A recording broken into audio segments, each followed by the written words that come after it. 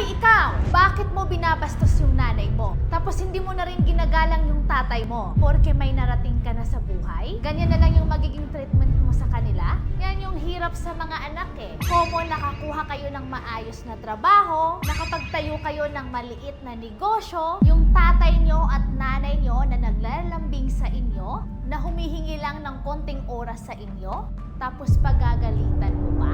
Naalala mo ba nung bata ka? Siguro yung mga panahon na nag-uumpisa ka palang mag-aral sa eskwelahan, yung nanay at tatay mo yung una mong kasama, nung first time na nagka-crush ka. Hindi ba halos lahat ng problema mo nung bata ka, nanay at tatay mo yung kasama mo? Bago ka makagraduate, lahat ng enrollment sa eskwelahan, lahat ng kailangan bayaran, iniraos ng mga magulang mo para sa'yo. Di ba't nung unang nag-a-apply ka sa unang trabaho mo, si nanay at si tatay din ang hiniraman mong pamasahe? Ngayon, na gumiginhawa na yung buhay mo, na umaasenso ka na ng kaunti, hindi mo na nire-respeto yung mga magulang mo. Ano akala mo? Malayo na yung narating mo sa buhay? Yung pagsagot-sagot mo sa mga magulang mo, pakiayos mo. Dahil hindi mo alam kung hanggang kailan na lang sila dito sa mundong ito. Sa mga anak na professional, maaaring nag-uumpisa na kayo sa maliit na negosyo. O maaaring may mga kunting tagumpay na kayo na nakukuha sa ngayon. Huwag niyong kakalimutan yung mga magagandang